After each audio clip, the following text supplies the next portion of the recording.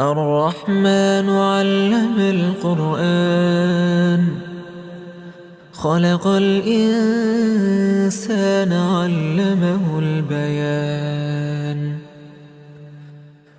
الشمس والقمر بحسبان والنجم والشجر يسجدان.